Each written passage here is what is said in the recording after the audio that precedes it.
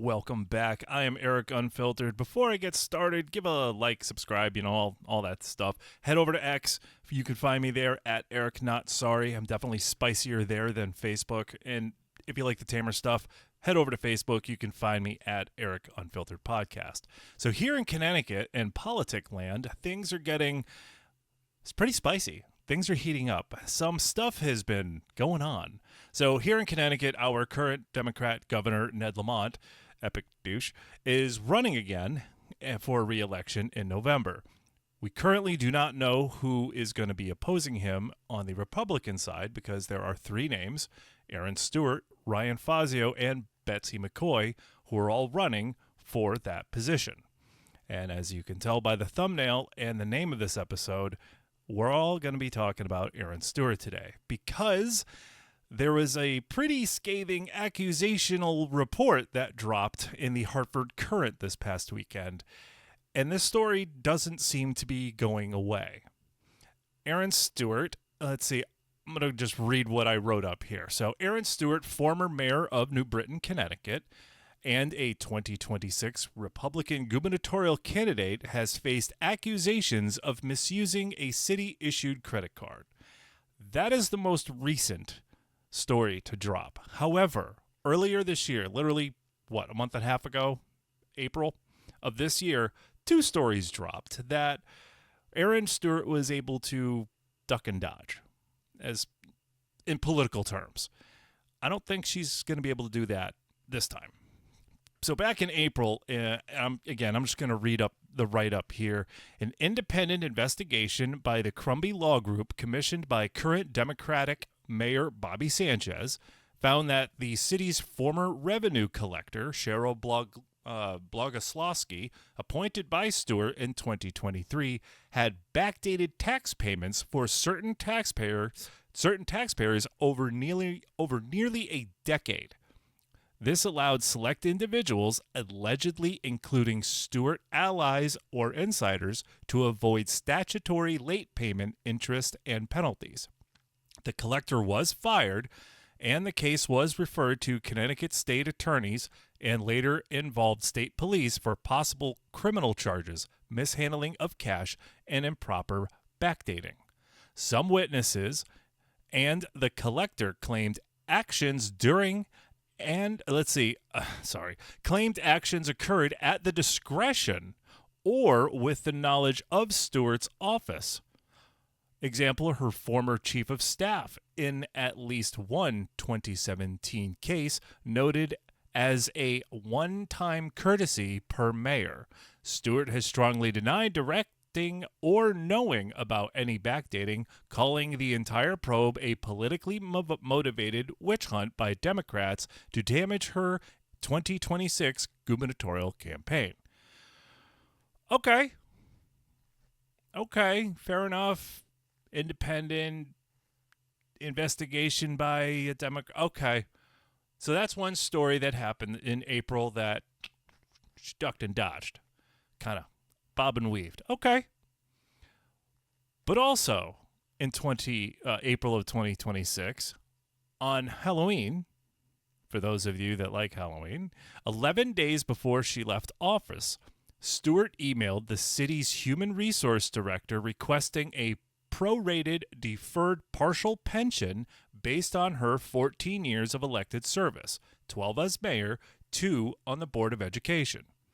She calculated it as approximately 35% of her annual salary, roughly $39,000 and change per year, payable starting at age 55. The problem is, New Britain's city charter explicitly provides a pension, 50% of salary for life, only for elected officials who serve 20 years, continuous or cumulative. There is no provision for a partial or prorated pension for a shorter service. That kind of raised some eyebrows. Critics, Democrats, opponents, and the media viewed it as an attempt to create a benefit for herself that didn't legally exist. Well, yeah. Okay. Now, this is where people started to turn. This is now the second story that dropped, from what I remember. I could be wrong. I don't know. I'm just an idiot with a microphone. But her response wasn't very good. Her response was, why wouldn't I? This is a quote. Why wouldn't I? Why wouldn't I make the ask? I didn't ask for the full thing. I didn't ask for the full 20-year benefit. I think that after so many years of service to not make the ask, I would be doing myself a disservice. No, I don't think this is bad optics at all. I think it would be foolish not to ask. Yes. Yes, Erin, that was really bad optics. I mean, six months short, 19 years, 5 months. Okay. I could see. It's still short, but it's close. 6 years? Girl, please. Please, no. No. Okay. So, yeah, no. Again, a lot of people started to, that was not a good one. So then the recent story dropped. The recent story has dropped regarding a city credit card that had some expenditures that were questionable. Let's see. So these stem from verified city expense reports covering roughly the years of 2016 to 2025, showing that Erin Stewart charged over $207,000 on the city credit card. Now, before y'all freak out, this is it's not unusual for town officials and city officials to have a credit card that are allowed to use. It's kind of like a business expense, stuff like that. Sometimes some companies give company cars. Sometimes it's a company credit card. Usually there's limits and whatnot. So before everybody freaks out, relax. However, there are some things on there that make you go, was that really for, okay? Again, so town officials do get a credit card. I don't know if there's limits, and I don't know that crap. But they are allowed to use it for, business purposes. But again, let's get into it as to why people are going,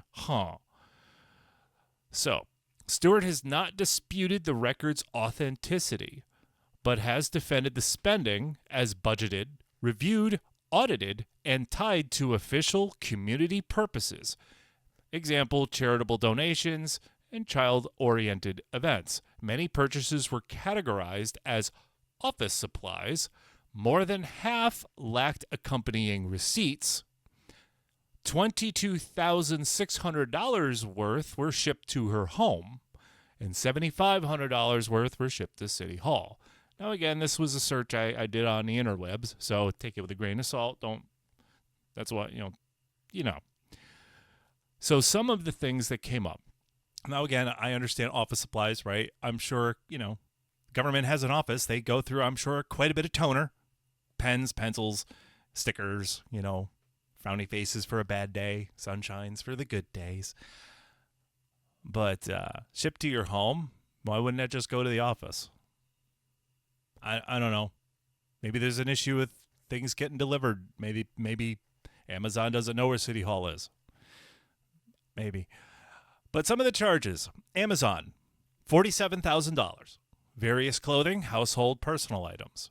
Costco, a little over $19,000. Groceries and other items. Hartford Club, private membership, $18,000 to $19,000. Instacart, $7,000. Some delivered to her home. Shutterfly Printing, $7,800. Other vendors, $71,000. Now, again, there's people out there that are going to want to jump all over Miss Stewart and say, you stole all that. I didn't say that. All I'm saying is this is the numbers, and this is what it's correlated to, man. I don't know. I don't have the receipts. I'm not looking at them, right? They're not in front of me. I want to see them. If it correlates to stuff that goes to business expenses, then all right, it's copacetic, right? It's all good. And then some other stuff started to pop up. Clothing, shoes, and apparel. Multiple instances, often via Amazon shipped to her home, labeled as office supplies. October of 2017, $130 spent on Lucky Brand women's boots. $142 on women's dresses and other clothing. Huh. August 2022, women's golf shirt, plaid vest, pair of shoes. Huh. 2025, multiple pairs of shoes, romper dress, track jacket for $36. Oh my. Sexy racerback lace bra, $17. $17? Was that made by Temu? Ladies, I thought bras were like good. I thought good bras were really expensive. Aren't they like $45, $50 for a good bra? Not unless this is something different. I don't know. I'm a guy. I should know this stuff. I'm sorry. Maternity clothes. That doesn't sound like office supplies.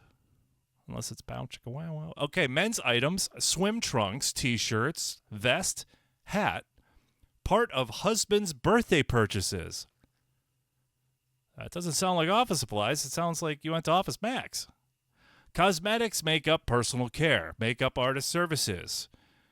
Let's see here. Okay, $92.70. Okay, various makeup and hair products. Okay. Again, was some of that done prior to interviews? Then somebody could probably argue that that's legit. I'm guessing. I don't know.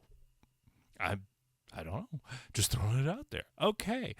Husband's 40th birthday, 2022. Days before, via Amazon, delivered to the home. 40th birthday candles. Cocktail napkins. Let's make 40 great again. Trump gag cards. Balloon arch gift. Vest, hat, swim trunks, and t-shirts and party favors. Yeah, that's not office supplies.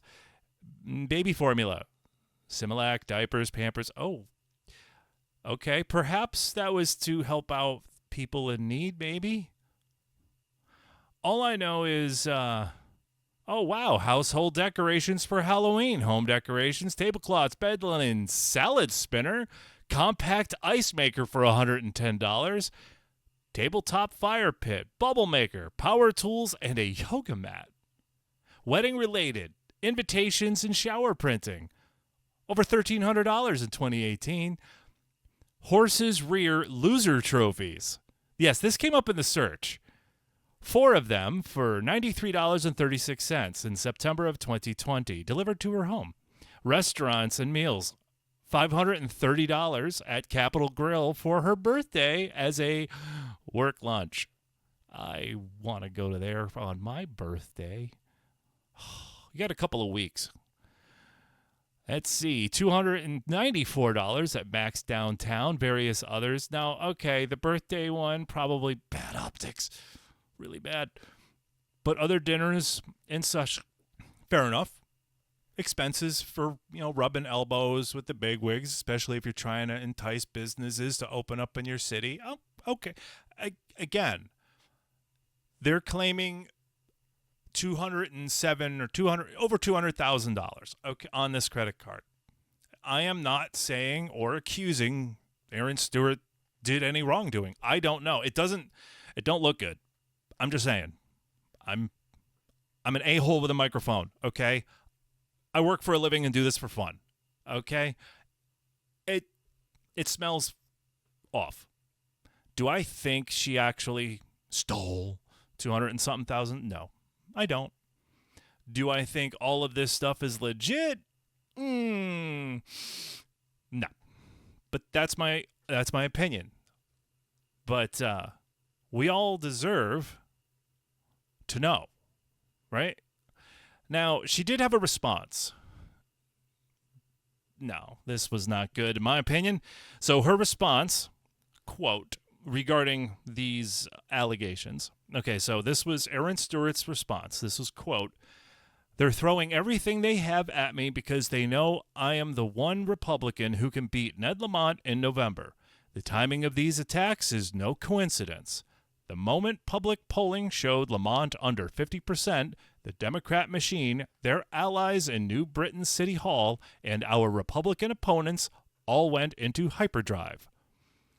Here are the facts. Expenditures by the mayor's office were budgeted for submitted and subject to annual audit during my 12 years delivering results in the deep blue city, going from a $30 million deficit to a $34 million surplus. Meanwhile, Lamont's own wealth has exploded, while insiders around him cash in on state contracts. But they want voters focused on office makeup and working lunches. And instead of talking about why voters should support him, Ryan Fazio decided to spend Mother's Day attacking this conservative mother of two with a proven record of fighting for taxpayers. Maybe that's to distract from his own liberal record of expanding Connecticut's woke DEI policies and providing taxpayer-funded tuition assistance to illegal immigrants. I'm not afraid of bare-knuckle political fight. Republicans need a real warrior to win this election in November, and I am that warrior. End quote. Number one. Way too long. I checked out halfway before I even got to my first highlight. Way too long. Way too long. Number two. I don't know if it's just because when I read things, and as I said on my social media, that sometimes when you read text, you can't pick up tone and inflection, and sometimes you read something and you take it in a negative way, and you shouldn't. You know, the person didn't mean it that way. There's one line that stands out like that to me, but that's because, well, I'm broken. If you're normal, then you probably didn't pick up on this, so you might not want to pay any attention to me. I'm mental. What can I say? But the line, and subject to annual audit during my 12 years delivering, okay, subject to annual audit. Okay. So, I don't know. I take that as if nobody found anything, then what's wrong? But then, again, like I said, I'm cynical. So, pay no attention. But there is another line that stood out, and it's gross. Don't play identity politics. Okay, look. Let's be real. The boomers are aging out. And I don't say that in a mean way. It's called the mortality shelf. It's a real thing. And although we are few, Gen Xers are taking over.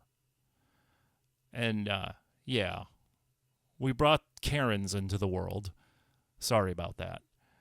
But for the rest of us, we can't stand identity politics. So when Ryan Fazio decided to spend Mother's Day attacking a conservative mother of two, ew. Gross. You sound like a Democrat. Don't play that. Girl, don't. Stop with that. We can't stand that shit. Really. Ew. It's icky. Welcome to politics, baby. It's the shit show. Okay? Doesn't matter who you are. Doesn't matter if you're tall or short or fat or thin or a mother of 17 or a man of none. It doesn't matter. You're all fair game. Don't pull a card. We hate that shit. Stop. So in my opinion, and I'm not alone, the response was weak. Because regardless of how you interpret anything in this, the number one thing is what?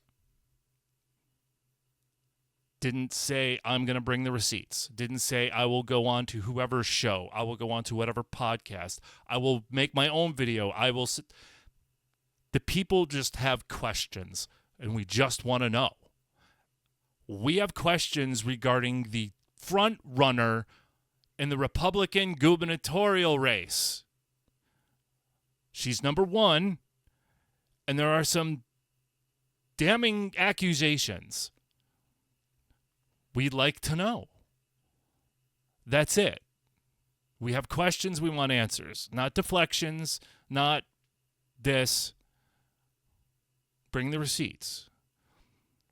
So as I wrote this, bottom line, we the people have a right to know.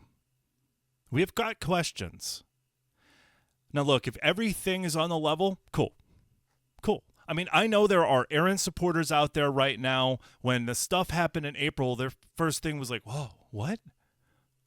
No. And then it kind of died down. It went away. And everybody kind of forgot about it. Now this story's not simmering down. In fact, it's on the front burner. And it's getting turned up. And now there's Erin supporters out there going, I really hope this isn't true. Erin, please tell us it's not true. That's what they want to know. All of us want to know. Democrats and Republicans alike. Especially the New Britain taxpayer. They have a right to know. If everything is on the level, cool. Cool, man. All right. Here's the expenses. Here's the receipts. Who's it for? Check, check. Auditor goes, yeah, man, it's all good. If there's a couple of $100 here and here, okay, you know what? Naughty girl, pay the bill, move on, okay? Done. If not, we got problems. So as I mentioned earlier about the tone of text, it's hard to pick up on inflection. And I know I can usually be a pretty abrasive guy. I know one of my friends is going to be watching this later and go, wow, he barely swore. I know. Right on. Working on it.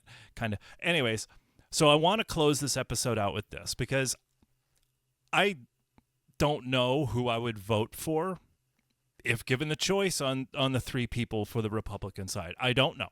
I have not done enough research in it. And even if I did, I wouldn't tell you because that's up to you to make that decision. I don't want to force it either way. I'm just bringing you the news on this. This is not a hit piece. I'm simply bringing you the news. I don't know Erin. I hold nothing against her. I'm like you. I'm a Connecticut resident with questions. That's it. I lean right. I am not voting for Ned Lamont. I will tell you that 100%. Got it. Never did, never have, never will. But I don't know who I'm going to vote for. And right now, if my number one choice was Erin Stewart, I've got questions. So I'm going to close out today with my post on my socials from yesterday, in case anybody wasn't sure exactly how to take it. If you're accused of doing unsavory things while in office, and people are calling you out on it, then yes, that is indeed a political attack.